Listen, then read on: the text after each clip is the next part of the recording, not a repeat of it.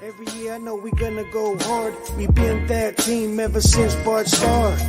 All my cheese heads go pack go. Ain't showing no mercy, cutting no slack, no. I ain't a bad sport and I'll even wish you good luck. Only thing I will All right. Go for it, Wags. We're both excited tonight. Yeah, welcome into Lombardi's Legends. I am Wags. Joining me as always is Dane. It's been a minute since we've done a pod, but thought tonight, finally, we've got some news on the Aaron Rodgers front, and it's a trade that we expected to happen for quite some time. And we've been saying, wait till draft week. Here we are, Monday night of draft week. Packers and Jets late this afternoon finalize the trade. Dane, how are you feeling tonight after we finally made it happen? We've expecting this to happen, but now that it's reality, what is your instant reaction? I'm happy it's over. We knew it was going to happen. It needed to get done. It's a relief. I'm kind of sad about how unsad I am that it was time to move on. But I think the reality is, I was ready to turn over and have a new leaf here, new quarterback. And I think that, I think Jordan Love's going to be the guy. Obviously he's going to be the guy, but I like Jordan. I think I'm excited about that. Hate to see Rodgers go just because, he's been incredible for us for so many years, but the writing was on the wall. It felt like the Packers needed to move in a different direction. I think we both probably agree they did it about a year too late. But it's happened. Aaron Rodgers is not a Green Bay Packer anymore. And I think it's time for a fresh start for everybody involved. Yeah. So this surprise of Rodgers getting traded is no longer. We've expected this to happen for some time. So let's talk a little bit about the compensation, because that's been something that's really been a back and forth. And I know there are some Packer fans out there that early on in the process, when it became very clear that Rodgers would be traded and most likely to the Jets, we're going to not be happy no matter what with the Packers return and compensation. I think at the end of the day, though, the Packers swap first round picks with the Jets this year. So they go from 15 to 13, give up their 15 pick to the Jets, pick up number 42 in the second round. And then next year, a compensatory pick that is guaranteed to be no lower than a second rounder if Rodgers plays over 65% of the snaps this season, and could convey into a first round pick if he does. So overall, I think we've got to be pretty pleased with what the Packers were able to get in a return, a second this year, as high as a first next year. And it's not a small value to move up a couple of spots. I know it's not a significant difference, but to go from 15 to 13, we see every year, Dane, a guy or two starts to slip right into that range. And being in that position just a tad higher can mean a world of difference in terms of perhaps getting a guy that Packers have really high on the board that slides, but would not have been there for them potentially at 15. Wags, you're right. And we see it every year where a team moves up 2 or 3 slots and they give up a second round pick or a third round pick just to move up 2 or 3 slots in the first round, because there's a guy there that a team decides, hey, we need to go get this guy. We think that this guy, improves the team X value. We're going to go up and move 2-3 slots up.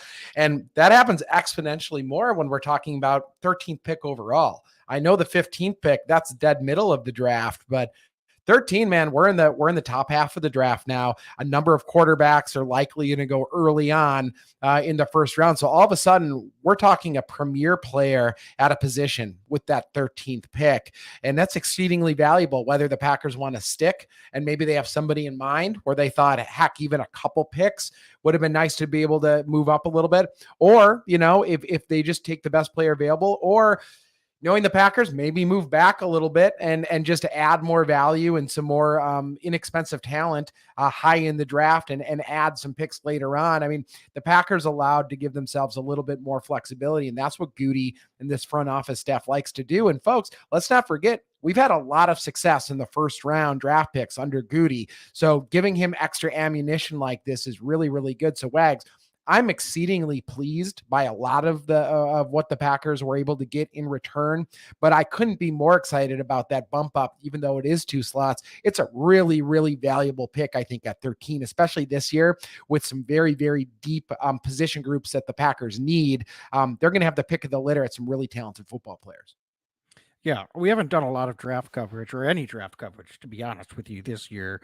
But I think one option you didn't mention is as teams are jockeying for position, the Packers, with an extra pick now, are within striking distance of jumping up in the top 10 as well. Yes. So Good I point. don't think that we should discount that possibility. I know that's a little unpackers like, but if they see someone that's really in the top 3, 4 of their draft board, because quarterback should not be one of those positions, then they are in striking distance. It's a little bit more to move from 15 all the way up to 8 or 9, but to go from 13 to maybe 9, 10, or 7, 8, they'd have to give up some premium capital to be able to do that, but not nearly as much to make that jump up. If there's a guy that they really like and they're within striking distance to do that, and they've got a team that's maybe just a few slots ahead of them that's willing to move down to 13, but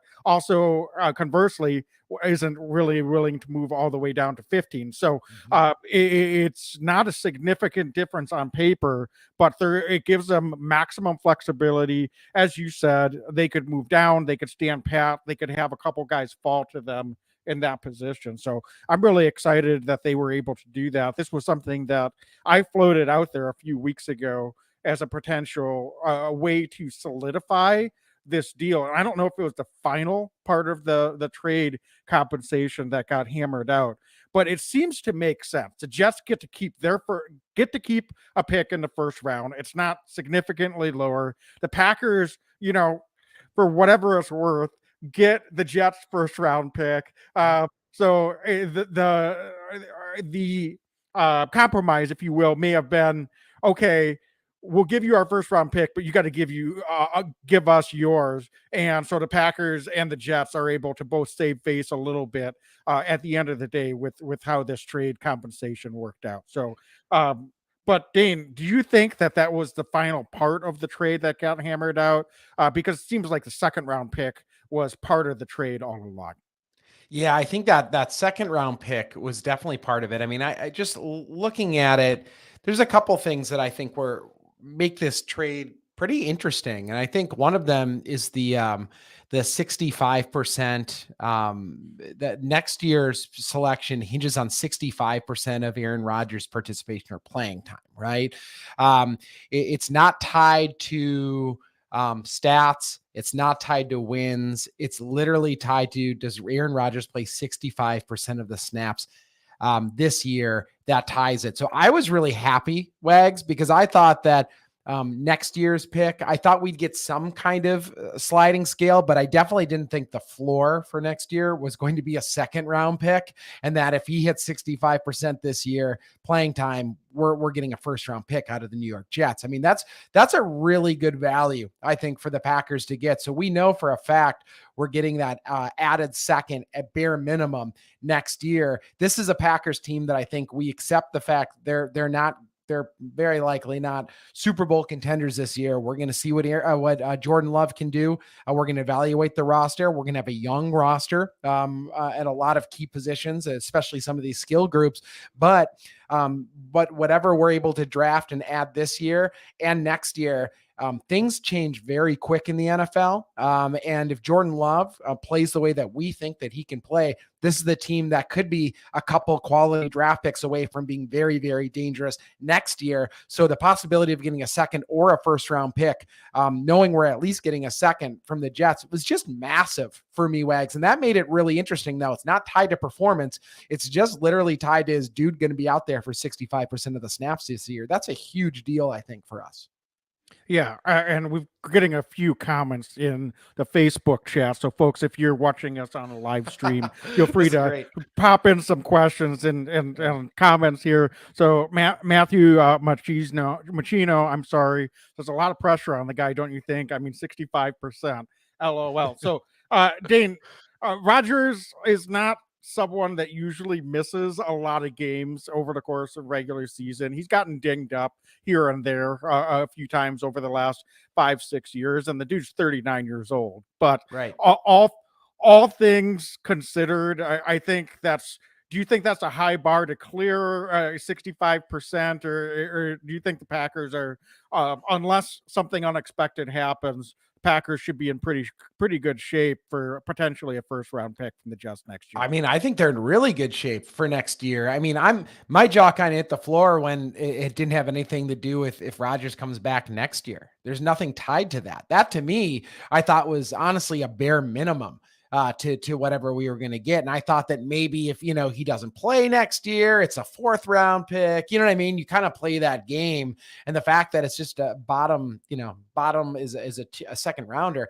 65% is not a high bar for Aaron Rodgers in his career. Dude does play. You said it. He's a gamer. Rodgers has always been a gamer in his career. Hell, this year, he wanted to play it out until the Packers were out of mathematical, for the playoffs. So he's a guy that likes to play ball. He wants to be out there. I think 65% is absolutely attainable, with the caveat, of course, injury, but you can say that about literally any player in the NFL. And Rodgers, for the last number of years, knock on wood, has been able to escape the injury bug as far as missing significant games. So I love this deal for the Packers because of that as well. I mean, it just overall, I don't think I see this fleeced thing back and forth. I think it was a really good deal for the Packers, but the Jets are getting their guys too. All right. They're getting their quarterback. They're getting a guy that they think can win football games for them. So right now I see a lot of chatter from Jets social media saying, hey, we got the guy. We won this trade. I'm seeing a lot of Packers fans saying, hey, we got a lot for Aaron Rodgers. We won this trade. Only time's going to tell who actually wins this trade. But I really like the compensation. I do think it was a fair compensation for a 4-time MVP quarterback. Yeah, so that set up another question we got in chat from Brian Inman. Hi, Brian. Thanks for the question. He says, hi, Dane and Andrew. I saw an article that the Packers fleeced the Jets. Why fleeced? I don't get it. So I'm assuming, Brian, that I don't know. Are you a Jets fan? Are you a Packers fan? You could be coming at it from either perspective here. But Dane, you kind of gave a few of your thoughts on the situation with the trade and who won. But what's your reaction to Brian's question here? Yeah, I mean, I think it was fair compensation all around. I really do, and I get fans always want to be the ones that quote unquote win a trade. But I mean, Rodgers hasn't played a snap in New York yet. We haven't drafted anybody using any of the draft picks. So there's a lot of work that needs to be done by both sides to actually determine who's winning this trade. But I think that, and I'm actually going to quote Andrew Brandt. Andrew Brandt, the former Packers front office guy, he was there when Rodgers was drafted nearly 20 years ago. But I thought his tweet really encompasses why I'm so high on this trade by the Packers. And his tweet was, so let me get this straight. The Packers get a first-round pick swap in 2023, a high second-round pick in 2023, a likely first-round pick in 2024, at worst a second, a $60 million financial obligation taken off their hands for a player that was never going to play for them again. That says a lot to me right there. And that's from a guy who's had a ton of success as a front office guy, somebody who is very well respected in NFL circles, even to this day. He's a professor now, I believe, at Villanova. He's not just some Joe Schmo. He's a guy who understands how these deals are made. And Wags, when I saw that, and he has no reason to have an allegiance to the Packers. I think he's played this very fair since the trade stuff started. I think he's accurate, right? We knew Rodgers wasn't going to come here. What Goody and this Packers front office was able to do was they allowed the Jets to talk with Rodgers. The Jets talked an awful lot. They kind of committed themselves to their fan base that they were going to get Aaron Rodgers. And I think that Goody and this Packers front office was able then to sit back, delay it a little bit longer. And we don't know what the details that they were able to work out late are, but I do think that the Packers were able to get more compensation than they initially thought they were going to be able to get. They got a sweetener because of how long this dragged out. And the Packers, I think, made out very, very well in this trade. Yeah, I think from the perspective of anyone saying that the Packers fleeced the Jets, could just to, maybe address, Brian, your question a little bit more detail. It's a perception thing. I think early on, the Jets. Though I never got involved in the whole who has more leverage thing because that was just kind of a rock fight that was going on social media, to be quite Good way honest to with put you. it. But Yeah. there were a lot of national guys that seemed to be coming out and giving an indication that there's no way the Packers would get a first round pick for Aaron Rodgers, that the amount of compensation that the Packers were going to get was lower than a lot of people might think. And in certain ways, it was lower than what you would expect, but the guy's 39 years old. So that's a part of the equation that you're not really able to hammer out. The guy is thinking about or has threatened or said he doesn't know much longer he's going to play. So that's another part of the equation. How do you really decide what the actual value is? So from that respect, I think both teams got what they wanted. The Packers were ready to move on from Aaron Rodgers, regardless of what they got back in trade compensation. They needed to get fair value back. There's no doubt about that. But Packers ready to move on. They want to see what they have in Jordan Love, and they're going to move forward. The Jets were, as you said, committed to getting Aaron Rodgers in the building, whatever it took. And so I think they dug themselves in a little bit of a corner. I agree with you, Dane. And the thing is, though, they have Aaron Rodgers. They have one of the best quarterbacks in the league. So they didn't lose this trade, to Brian's point. I think they're going to be very happy to have Aaron Rodgers. And we'll see how he plays as a member of the Jets. But if as long as he shows up and he's healthy and he plays even remotely like the guy that was on the Packers a couple of years ago, because he was hurt last year, I think they're going to be very happy. That's a team that's on the brink. They've got a great defense. They've got a lot of young talent on that roster. And now they've got a quarterback with a talent level that, frankly, they've never had in that organization. So, we'll see what actually happens with the Jets this year. Are they going to contend for a Super Bowl? I don't know. But I don't think they're going to regret getting a caliber of the player of Aaron Rodgers for what they had to give up. And I think the Packers, they had Aaron Rodgers in a building for 18 years. They were ready to move on. So I think it's safe to say that at this point, maybe both teams are happy with the trade deal. And we can evaluate this a year or two down the road and have a better idea of who won and who lost if we really want to go down that route. Wags, so I have to say it. How weird is it that we won't be talking about Aaron Rodgers? We were never a podcast that talked about Aaron Rodgers ad nauseum. We talk about everybody on the roster. We talk about full games. We've always been that. But it's so bizarre in the future when we're talking about Aaron Rodgers. We're probably going to be talking about Rodgers in the sense of, the guy that we drafted in the Aaron Rodgers deal. And that's really what he's going to be referenced. So how bizarre is that all of a sudden, after so many years of this podcast, we're not talking about Aaron Rodgers really anymore, at least directly, because with all due respect, I wish him well in New York. Hope he plays at least 66% of the games next year. But we're not a Jets podcast and we're going to be all in on the Packers going forward. Yeah, well, if you follow us on social media, you'll notice that we've been all in on Jordan Love for the last month. So I don't expect that to change. As you said, I think it's really about the Packers as an organization and not a single player. And so am I going to miss Aaron Rodgers, the player? He's probably my favorite Packer player of all time. Absolutely. So I'm not going to sit up here and say that I'm not going to miss cheering for Aaron Rodgers, the Packer. But I was ready to move on. I know a lot of other Packer fans were ready to move on. As crazy as it is to say, I don't expect the Packers to be as good next year without Aaron Rodgers. But as you said earlier, but they were 8-9 last year. So you know what? It's time to move forward. I think it's going to be refreshing in some ways that this is a team and not an I and not an individual. And so it's going to be a different look. No doubt about it. There's going to be a little bit more scrutiny for Coach LaFleur and the rest of the coaching staff. There's going to be a little bit more scrutiny on the defense. There's going to be a little bit more scrutiny on GM Brian Gutekunst, for sure, with what he does with the drafts and how he builds this roster over the next 24 months. So these guys didn't make this decision lightly. Have they been riding Aaron's coattails a little bit? That's for everyone else to decide. but no matter what, they put their name on this now, and so it's going to be a different look. And for that reason, I'm excited to move forward because I love the Green Bay Packers. I really loved Aaron Rodgers, the player, but I love the Green Bay Packers first, and I think that's what it's all about. Yeah, and I have a lot of respect for anybody who puts their name on something. A number of years ago, almost 20 years ago, we saw Ted Thompson and Mike McCarthy.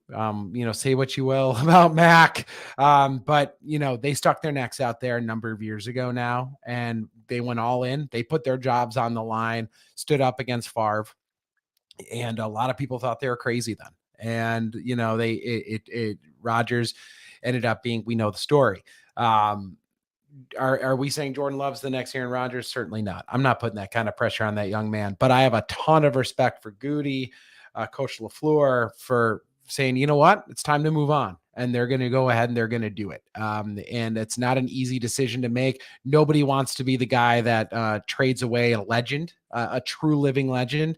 Goody just did that. And now everything rests on what's going to happen here over the next, 12 to 24 months, like you said. But it's going to be so fun and exciting. What a ride it's going to be watching J Love trot out there for that first start in September. And I think that folks are going to be surprised pleasantly by his athleticism as a quarterback. And I think people are going to be really enjoying the gun that dude, he's got a cannon for an arm. And I don't think enough folks realize how big of an arm he has. He's got a little bit of a Brett Favre swagger, actually, I think, to his game. And we'll get into the J Love stuff in the future, but J Love's going to ball a little bit for this Packers team this year. But, for today, it's just the Aaron Rodgers trade happened, and it's pretty remarkable that we're sitting here knowing that Aaron Rodgers is no longer the starting quarterback of the Green Bay Packers. Yeah, and I agree. We're going to keep this short, but I will say, just to add to what you're saying about Jordan Love, we don't know if he is going to be a above average starter in this league yet. But is there anything that you would say to the doubters out there? Because the one thing that I keep coming back to is he clearly made strides in improvement last year, even though he didn't get to get out on the field really all that much, aside from garbage time in the Philadelphia game. He made strides, and Tom Clements, a quarterback coach, was retired at one point, came back ostensibly for Aaron Rodgers. I know I've made this point before, but he's still on the coaching staff with Jordan Love as a starter. He knew Aaron Rodgers was not going to be back, and he put his name on it, and he's coming back to coach Aaron Rodgers. So I think things like that are really good indication. And so although, there is some wait and see, I would really encourage those of you that are still really doubting, and maybe there's just still a sour taste in your mouth from the fact that they spent a first round pick on Jordan Love to begin with 4 years ago. And I get that, but that's revisionist history moving forward now. So I would just encourage anyone out there that's a Packer fan that even if you're not crazy about Jordan Love, just get on board, give this guy a chance, and let's see what he can do first before you start casting and burying him and saying he can't play. The dude, it was a waste of a pick, or he's a bust. He hasn't really had that full opportunity. If that happens, that would be unfortunate. And the Packers will have to, make alternative plans. That does happen in this league, but let's give this guy a chance is all I'm asking for. Let's go into the draft. Be excited for adding some additional young talent here in the draft, and build around these guys, and let's move forward and see what it looks like once we get into camp and once we get into fall. Well said, Wags. And the draft is coming right up here. We're going to be live talking on Thursday night, some of this draft. It's going to be an awful lot of fun.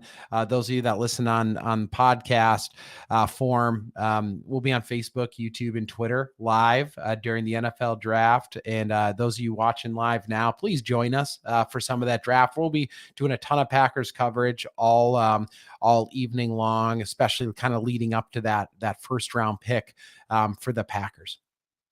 Yep, absolutely. So I'm just going to leave the parting thought. Thank you for another comment here in the chat from Titletown Talk, thank you. talking about Jordan Love. He knows the offense. He should understand he doesn't have to win games, run the offense and game plan, and don't turn it over. That would be a little bit of a different look. With no shade at Aaron Rodgers, but that would be a little bit of a different look if it's Coach LaFleur has his fingerprints all over the game plan, and we've got a quarterback that just goes out there and executes it. Let's see what that looks like. So like I said, a lot of guys are going to have their names on this, and I think that's a nice summation. So thanks for jumping in there with that comment as well. So Dana, any last thoughts before we sign off here for the evening? No, just thanks, Aaron. And Jordan, let's go win some damn football games, man. We're 100% behind you here at Lombardi's Legends. Yeah, for sure. So, folks, as always, be legendary and go Pack Go. Go Pack Go. Every year I know we gonna go hard. We been that team ever since Bart started. All my cheese heads go Pack Go. Ain't showing no mercy, cutting no slack, no. I ain't a bad sport and I'll even wish you good luck. Only thing I will